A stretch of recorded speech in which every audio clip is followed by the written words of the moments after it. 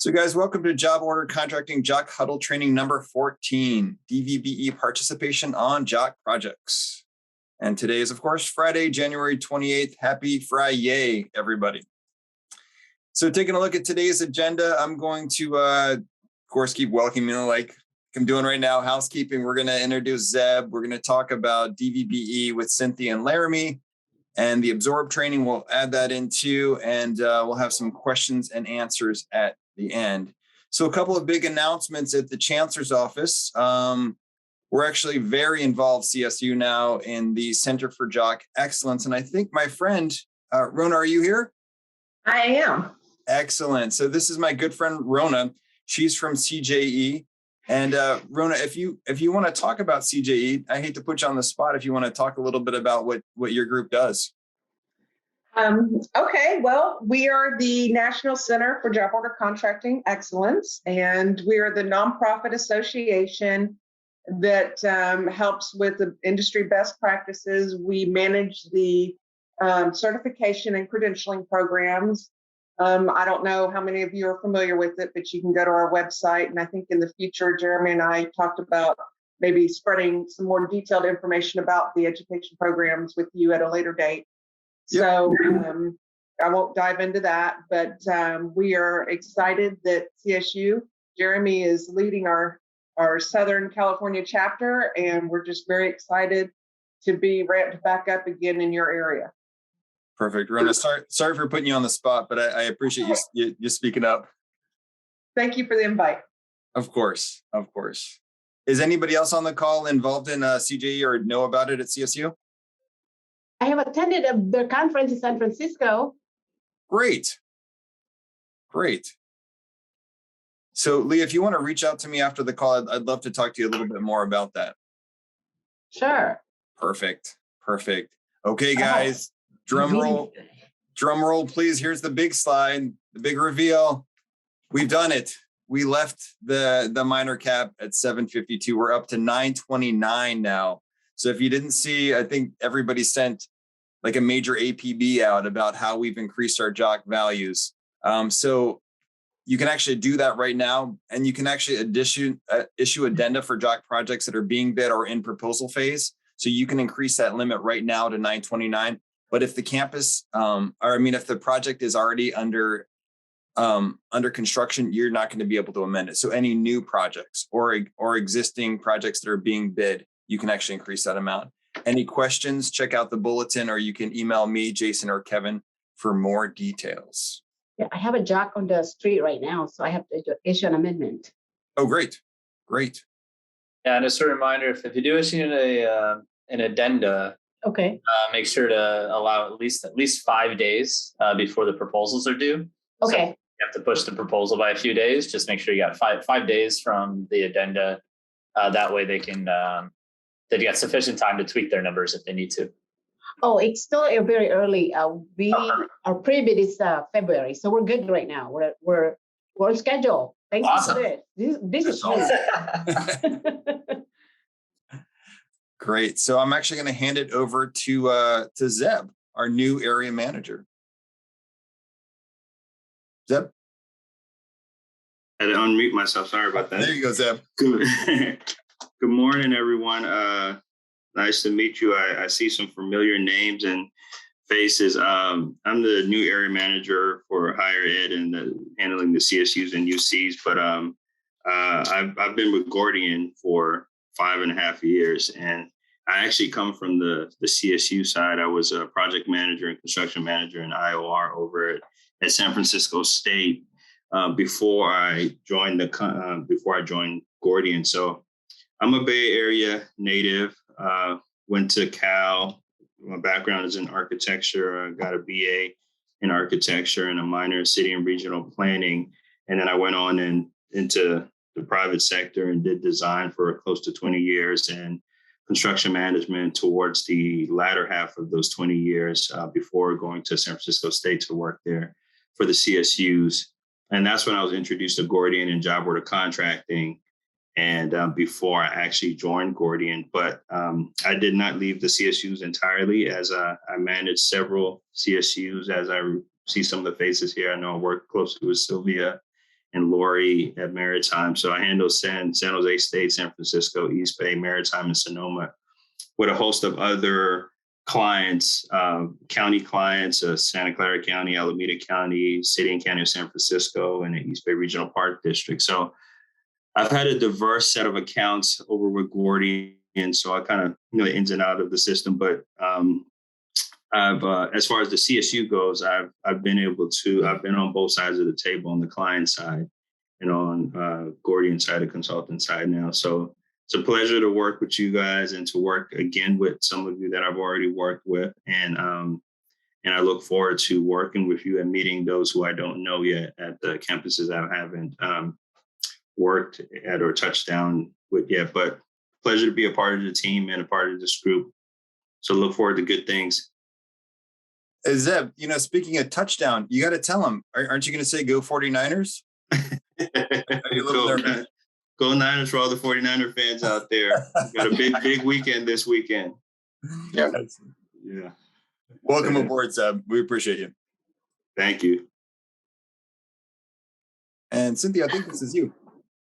Yeah. I'm actually going to let Laramie kick it off. Great. Yeah, I'll take this one. Thanks, Zeb, Jeremy. So hello, everyone. For those of you that don't know me, I'm Laramie Green. I work with Channel Islands, San Bernardino, Los Angeles, Dominguez Hills, and Pomona campuses. So for this slide, we'll talk about the Gordian software produces a standard report which displays the subcontractor name, specialization, or duties, DVB participation amount, and percent of the subcontractor total cost for the job order.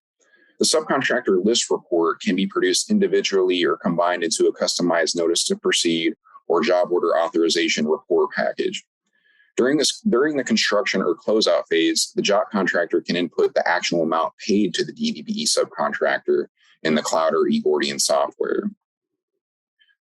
So reading the end there where the cumulative DVBE requirement is met prior to the end of the contract term, and then in accordance with state university administrative manual, at the end of the project, the contractor is required to certify DVBE participation. Does this mean the DVBE percent is required for every job order or for the percent to be achieved by the end of the year or contracts? We defer to every job order because if the contractor only performs one job order with 0%, the mandatory DVBE percent will not be achieved by the end of the contract term. Next slide, please.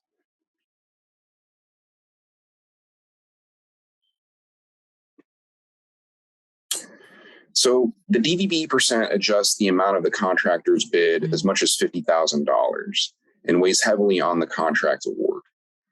As Gordian account managers, we assist the campus and JOC contractors with tracking the bid DVBE percent and document the contractor helping CSU meet the requirement of state agencies throughout the contract or by the end. Next slide, please. And some sanctions for contractors' failure to achieve DVBE percent. The fine is double the awarded bid incentive amount. Key takeaway here.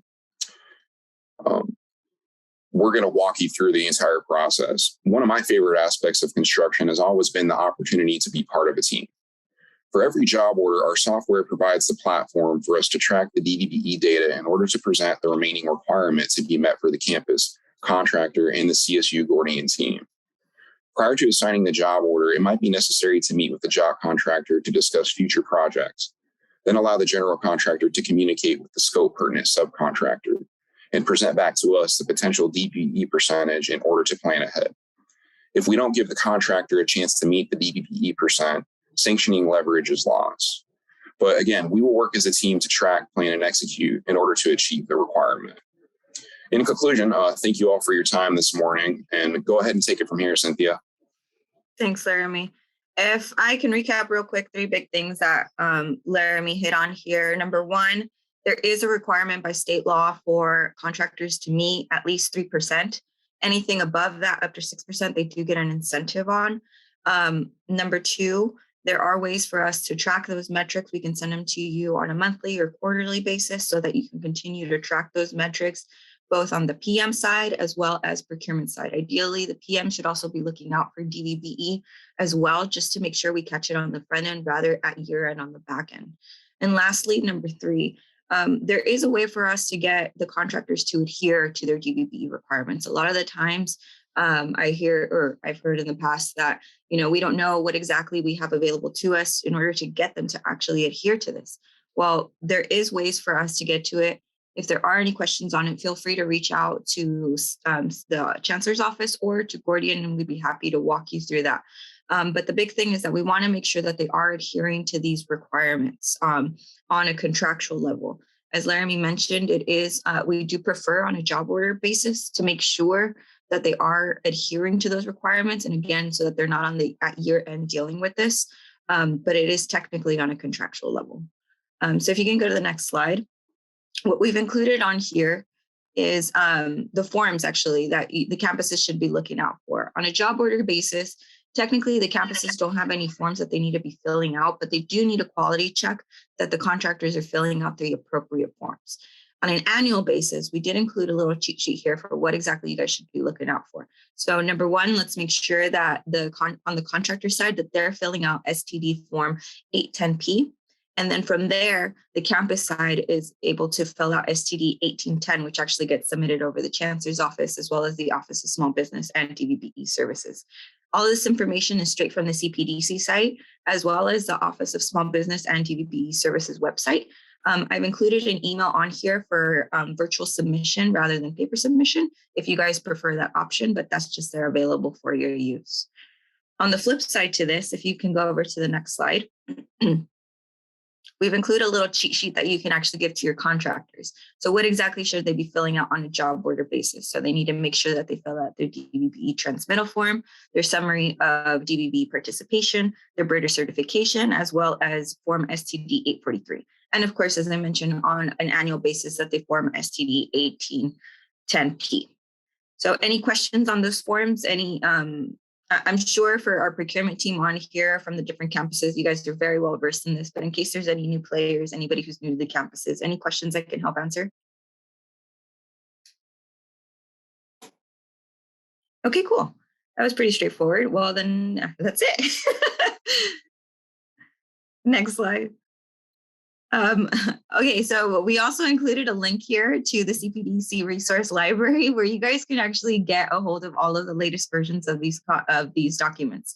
We can also send them to you at Gordian. So if you guys have any questions that you can't get a hold of the website, we can either send you this link or we can pull the forms for you. But these are all, everything that we've notated on here is straight from the CPDC site, which is mentioned here. And next slide. One additional thing, we now have what we call absorb training available for your campus use. This is a virtual online training and it is self-paced.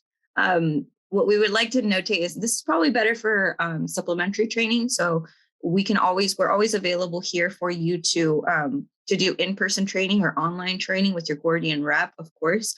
But just in case after your training, you have a quick question, you're on the spot, you emailed your account rep, but they haven't gotten back to you yet, go to Absorb. It's self-paced, so you can always defer back to it. You can jump in and out of different topics, but this was custom built to mimic the JOC process as it pertains to CSU. There is contractor training also available on here that we can send out to your contractors.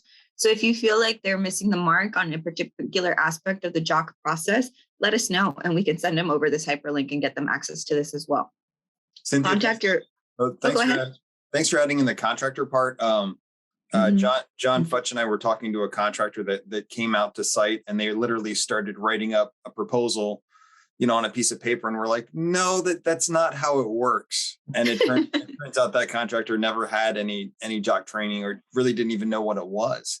So this came in really handy. And I think we're actually going to spotlight them because they've really taken off after they've received their JOC training. So we appreciate the Absorb training for them.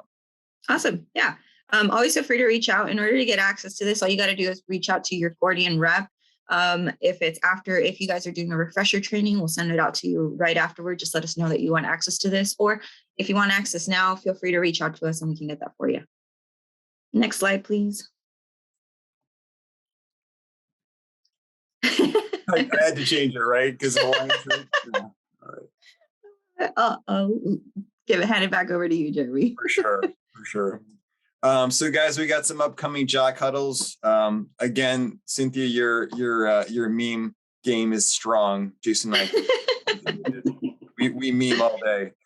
So the next huddle coming up will be number 15. Hard to believe we're already at JOC huddle number 15. And that's actually going to be about the changes to the JOC general conditions. So I'm going to drive you a little bit crazy. We're going to tweak those DVBE general conditions a little bit, and there'll be some other changes that we'll be going over. There'll be a bulletin that comes out to all the campuses. Gordian, you'll be in the loop too, knowing about all the changes that we made. But there's quite a few changes on the horizon to make JOC run better at the CSU. We'll also talk about labor costs and understanding the CTC pricing development in March. I know there's a lot of questions about it. We had a checkup yesterday, and I can share that link with you. Gordian presented the Gordian annual checkup to the chancellor's office, and there was a lot of interesting points that were brought up about how pricing comes through and generally the volume that we did last year. And last but not least, we'll do contractor highlights in April.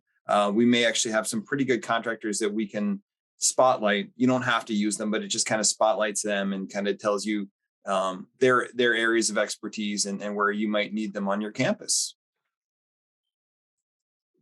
So that's the end of it, guys. It's open for questions and answers. Does anybody have any big questions? Yeah. Come on. This is Dave Kelly. Hey, Dave, how are you? Pretty good. I came from Public Works, so we did things a little different. You talked about a cap of $929,000. Is that per job? So if we're going to do, let's put in 88 bathtubs for one building. And total cost is $929,000. That's the maximum that project can cost. That's correct. Yeah. Okay. And it really, per what the law says, it should be encompassing of the entire contract. So if you had a designer come in, if there's soft costs somewhere, it really should stay under that 929 cap. Oh, you allow design work on your JOCs? We try to. Oh, okay. We weren't allowed to at Public Works. Yeah. So. Okay. So as long as it's standalone, so if I can do a campus-wide bathtub project, if building number 1 is completed and it's $900,000, building number 2 is completed, $929,000, they're not dependent on the other buildings. So each one could be its own project as long as it doesn't exceed $929,000, right? Right. You're talking about like parsing them out. So yeah, but they would have to have a separate job order altogether. Right? Yeah. Okay. So as long as it's not dependent upon the next building being completed. Correct. Yeah. Typically, each building has a separate address, so it has to be usually permitted separately, which breaks it up into a project. So even if you're having the contractor price all the bathtubs together, because they should be permitted separately as separate buildings, and it's a different project for each building, that would be legitimate to break up into separate projects. But what some people might do is say, hey, I'm going to redo this parking lot, and I'm going to say the paving is a project and the striping is a project. That's not as appropriate. Yeah. Okay. Larger project we've got is IT upgrades. Right. So if I have one that's 1.2 million, that blows the 929,000 bubble. It does. Correct. So I would take that through Planet Bids and advertise it. Major cap. Yeah, it turns into a major cap at that point. Okay. Yeah. That's it for me. Cool, David. Thanks for your question. Leah asked, will this change to JOC GC affect my current bid? So the upcoming changes will not. If you're on the current GCs, just bid those. Anything after, well, it's whenever we finish. We're trying to finish it next week, but there'll be an official bulletin for everything, for all bids after that point. Does that help, Leah? Well, my bid is not due till March. It's not due till March. But you may change the limit in your bid. So if it's already been advertised, you Yes. can issue an addenda, and Not just yet. this addenda increases Oh, is that the changes there? What's that? She's Will talking that be about the changes to She's the talking general about- conditions. Yeah, Kevin. Yeah. the things we're doing next month. Yeah, and unless they're done really soon, you could swap them out in an addenda, but that depends on timing. Okay, I'll watch for it. Yep. And when we send it out, you'll be first on our list. Okay, please. Yep, for sure. We're doing 4 JOCs, so Great. I want to make sure everything is, all my ducks are in a row. Great. And so, Jeremy, I took a call for a minute, but did you talk about the new GCs related to the DVBE language? I didn't, since we were still under you and I were still under negotiations on that, but there's definitely going to be some changes though. So more shall be revealed on that one once it's all kind of set in stone, which will be in a month for sure. Okay. Awesome. Well, thank you guys so much for attending today. Have a great Friday. Go to Hawaii. Enjoy the rest of your weekend. Bye. Bye, guys. Thanks, everybody. Bye. Bye.